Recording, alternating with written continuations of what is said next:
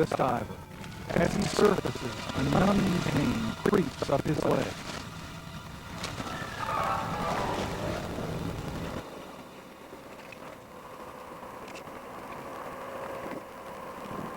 A dive master administers oxygen, but this diver needs medical attention and fast.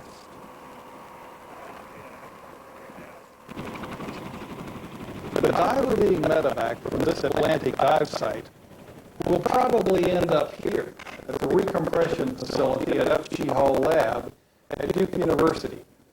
In this chamber, the diver will be treated for decompression sickness, commonly called the bends. On any given year, nearly 500 divers are treated for this problem. I know because I've been one of them. I'm Bill Luckett. Today we'll learn how divers and scientists are working together to unravel the mysteries of the bends, this time on Return to the Sea.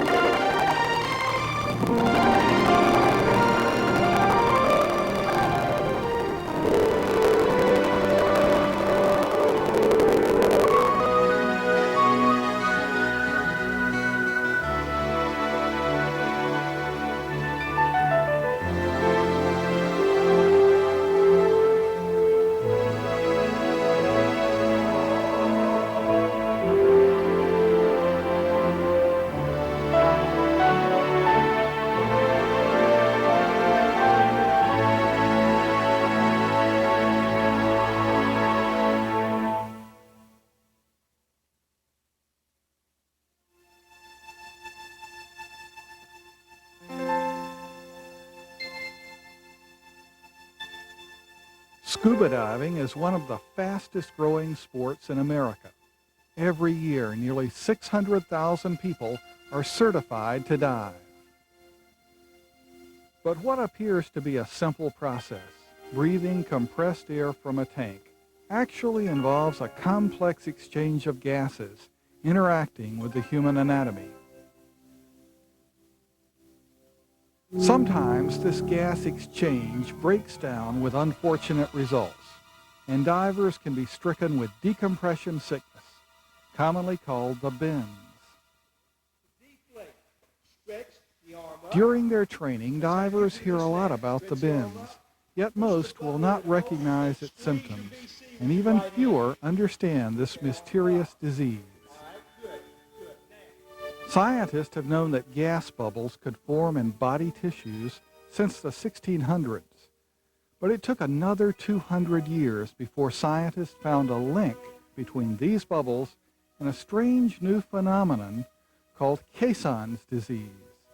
Now, caisson is a tube that's closed at one end that sits into the ground, very wet ground such as quicksand or under a river, and it allows air pressure to be forced into the caisson, which forces water out, and then allows men to get in and mine or build a tunnel.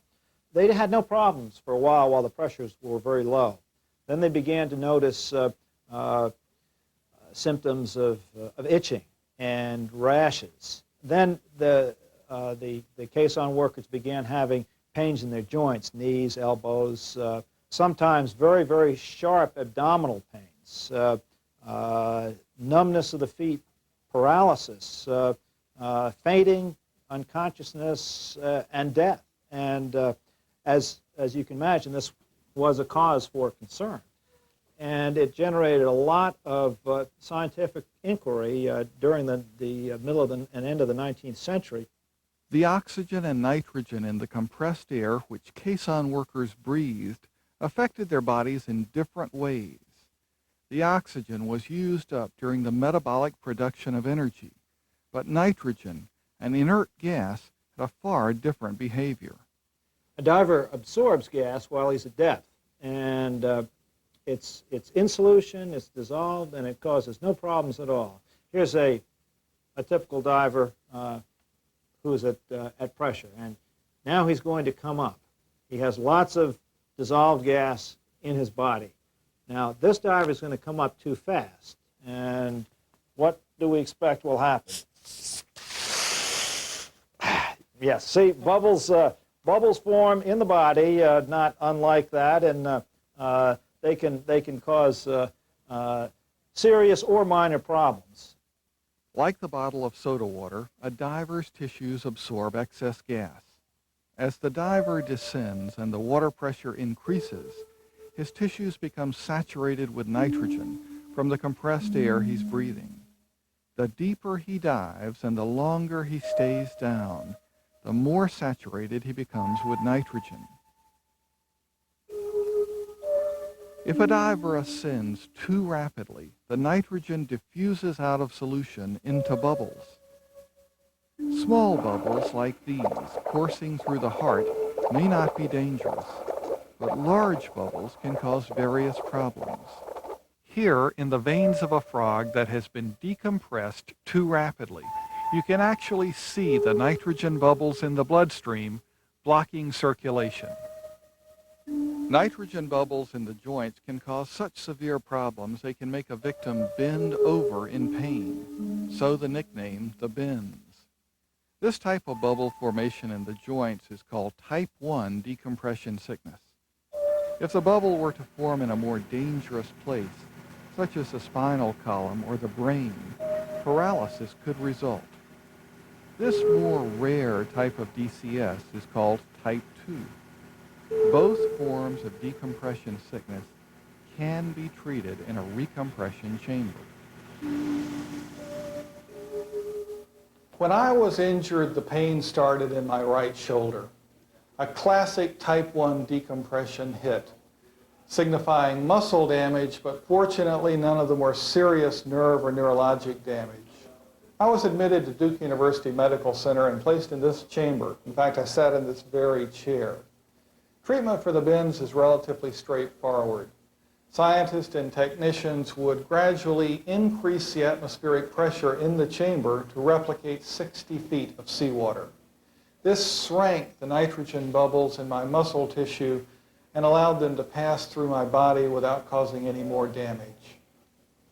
This was observed back in the 19th century, in the early days of caisson work, by compressed air workers who would find that their pains would go away when they went back to work the next day.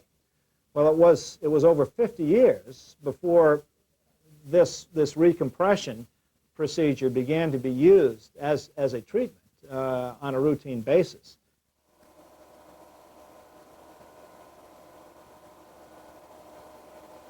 There are no medicines you can take to prevent the bends. Recompression is the only treatment, and it is not always 100% effective.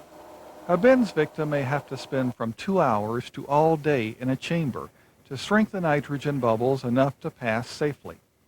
Though it strikes only about 500 divers a year, the high cost of treatment plus the small number of recompression facilities available make the bends a cause for concern. Also alarming is the fact that the number of bends cases is not going down. It is clearly a disease shrouded in mystery.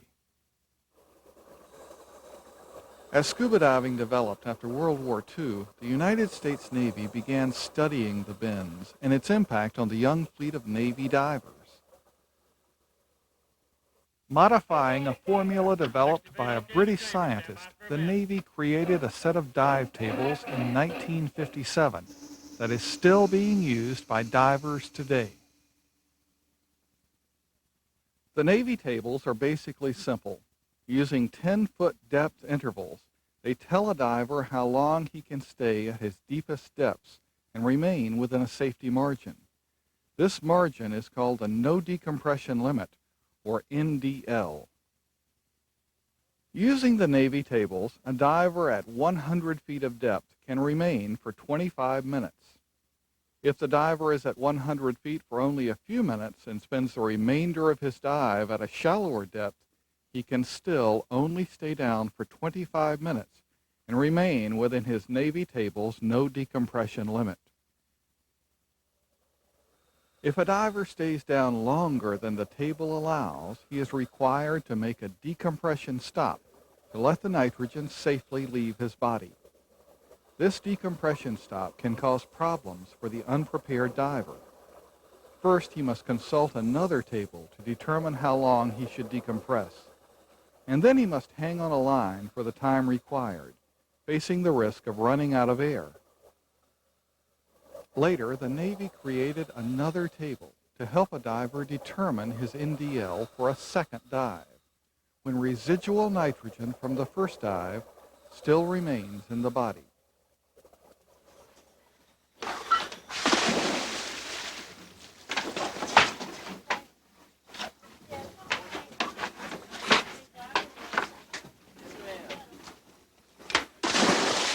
But sport diving has changed drastically since the introduction of the Navy tables nearly half a century ago.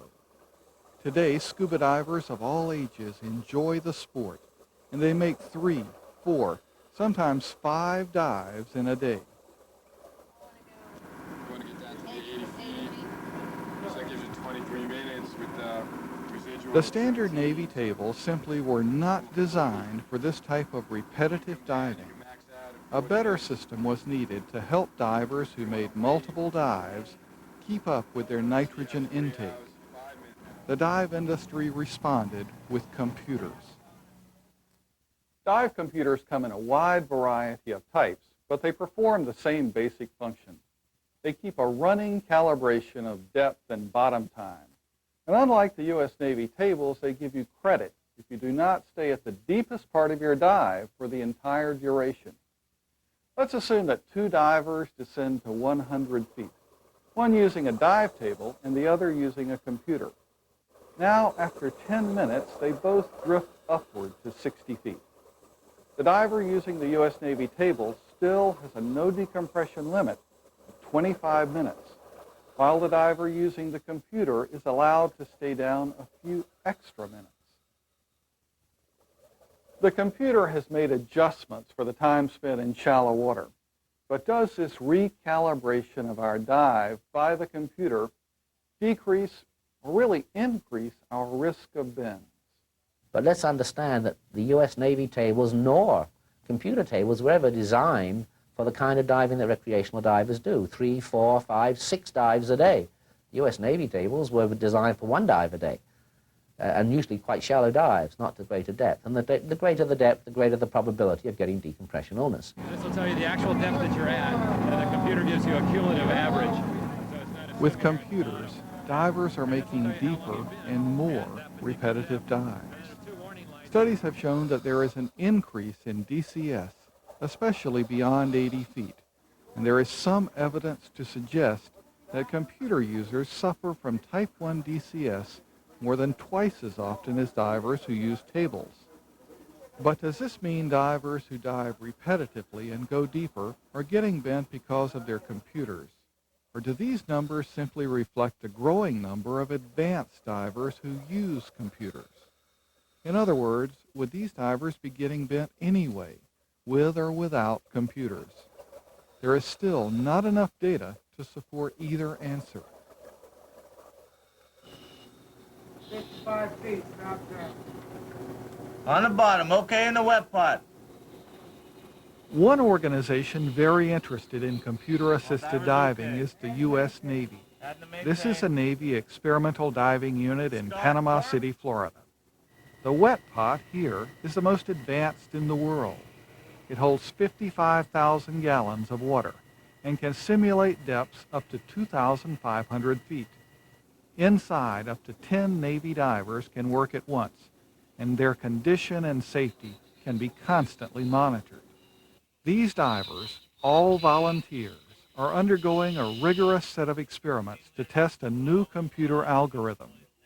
This new formula will have a dramatic impact on the old Navy tables.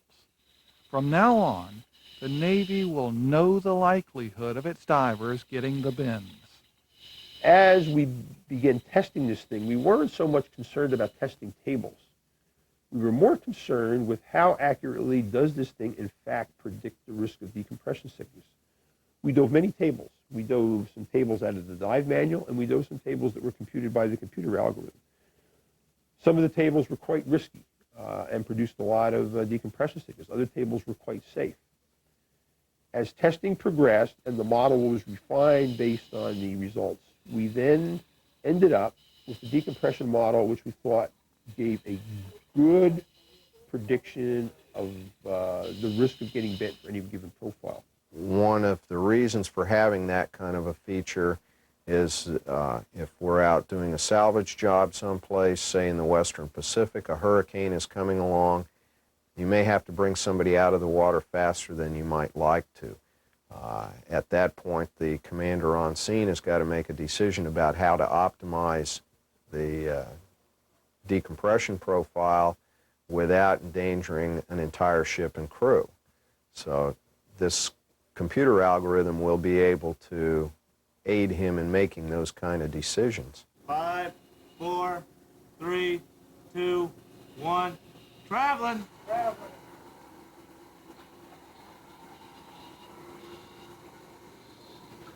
These divers are in the final phase of testing Captain Tallman's algorithm. On this day, they will be underwater for 10 hours, exercising to simulate the physical stress of some Navy activities.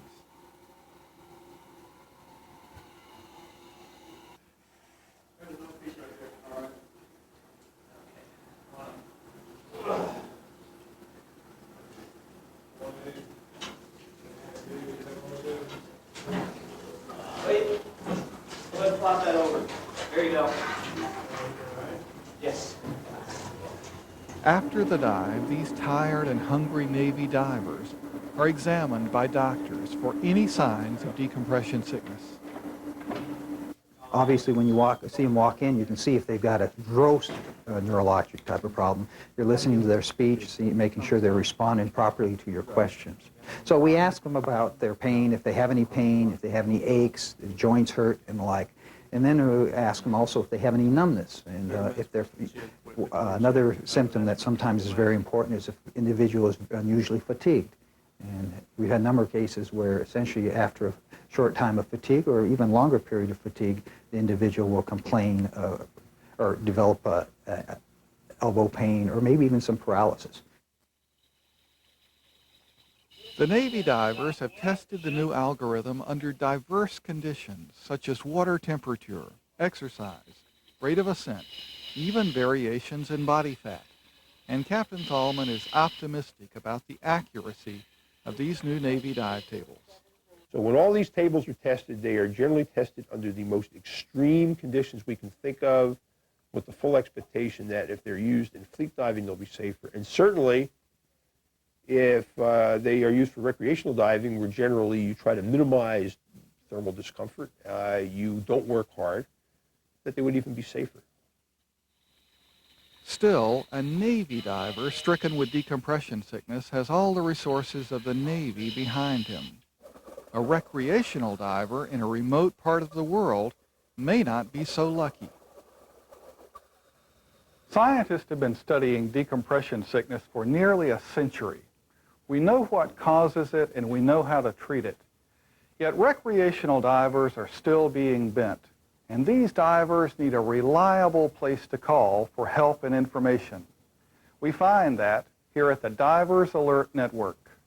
The basic mission of the Divers Alert Network is to help diving safety. Divers helping divers is one of our motives. It started as a hotline because divers really had nowhere to call in the event of emergency.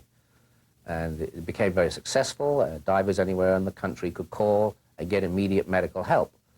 But it soon became apparent that there were more questions that were not of emergency nature, but of advisory nature. And it wasn't long before that became a predominant part of our answering service. Okay, when did the shoulder pain begin, Joe? The Divers Alert Network receives 11,000 emergency and non-emergency calls a year. Volunteer medical technicians will help a diver with symptoms receive medical treatment, even evacuation to a recompression chamber. Okay, I think The majority of 30 divers we degrees find do not understand decompression sickness, its mechanism, or its symptoms, which is unfortunate because they delay a very long period before reporting them. If you have a pain in your leg or something like that, you might think the straps or some of the gear were too tight, and so you think, oh, that's nothing. The big denial factor, it can't be me. I cannot have got decompression sickness. It must be a weakness in me if I do, which is not. It's a pure probability basis as whether you get hurt or not. You shouldn't feel guilty. So we spend a lot of time trying to help them recognize symptoms, and if they do have the symptoms, guide them via our emergency telephone systems through on-call emergency medical technicians, to a physician if necessary, and then to a hospital or pressure chamber for treatment.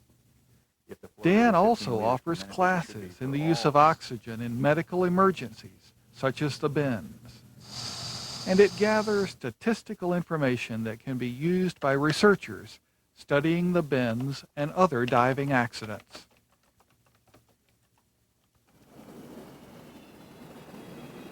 Finally, Dan has been studying a hotly debated topic among divers and scientists, the safety of flying after diving. Because most airplane cabins are not fully pressurized, a diver with lingering nitrogen bubbles in his tissues runs the risk of these bubbles expanding once he's airborne.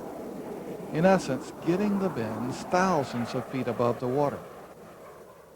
In this X-ray taken during the 1940s by the Army Air Corps, you can actually see a bubble in the knee joint of a flyer at high altitude. What we have learned from the diving accident data of the Divers Alert Network is that of the decompression sickness that is reported, approximately 20% involves flying after diving. And of that 20%, 15% of the people have symptoms before they get on the aircraft. And this is not good. This is not good because we find that there is a tendency for people who fly with symptoms to have more residual symptoms at 3 months and to have less effect of the initial treatment. You do have an increased risk if you fly. We cannot say with any accuracy statistically exactly how long you should wait. What we recommend now is that for most diving, you would wait 12 hours if you were doing 2 or 3 dives. If you're doing multi-level, multi-day diving and do several dives a day, it will be advisable to wait in excess of 12 hours. And I think you have to use your common sense and a sense of responsibility as a diver, that if you're going to do this for, say, a week, you need the longest time you can before you fly off. The flying after diving controversy is only one of the mysteries of the bends. Scientists are also trying to pinpoint other risk factors that bring on decompression sickness. For years, popular wisdom held that divers with a high percentage of body fat might be more susceptible to DCS because bubbles tended to reside in fatty tissues. But later evidence disproves this. However, scientists are also looking at age as a potential risk factor. Age, perhaps, is one factor that we have some evidence there's an increased risk. And so divers who are 40 and over should be pay a little more attention to reducing their exposures. All right, you go ahead and sit up now as soon as you're ready. As Dan and the U.S. Navy continue to acquire data about DCS, the search to unravel its mysteries continues. At Duke University, scientists are working on a set of experiments for NASA. DCS also affects astronauts and other high-altitude flyers. As NASA prepares to build its space station, doctors are concerned that the labor of construction could lead to bends in space.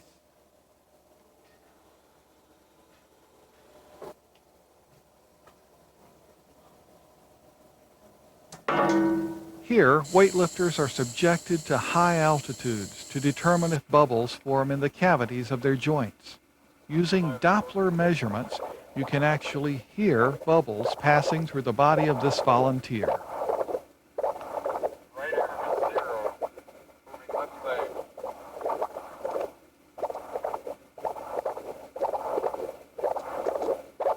Total research on diving medicine comes to about $8 to $10 million a year, most of it through the Navy, who funds research at other facilities like Duke University. And while scientists have learned vast amounts about the bends, it still seems to strike divers almost indiscriminately. We consider bends as a failure of a system, namely a human body, after being exposed to a stress, which is a decompression exposure. Once we begin gathering evidence as to how many symptoms occur and when they occur, we then have enough information to begin to use this mathematics to develop models. And so we are trying basically to develop the same kind of predictive models that an insurance company might develop or an airline might develop in order to decide how to maintain their airplanes. So there's a wide individual variation, and so all we can say is for a large population, we can give a reasonable estimate of how many types of bends or how many cases of bends would occur, but nobody can tell you who's going to get bent and when. Scuba diving is one of those rare activities that is both safe and exciting. It's an endeavor that can be enjoyed by men and women, young and old, with proper training. Yet diving remains a complex physiological undertaking. There is still much we do not understand about the effects of increased pressure on the human body. But we are certain of one thing. Until we learn much more about the physiology of diving, the best advice for anyone who dives is simply to stay well within the no decompression limits. I'm Bill Levin. Thanks for joining us on our Return to the Sea.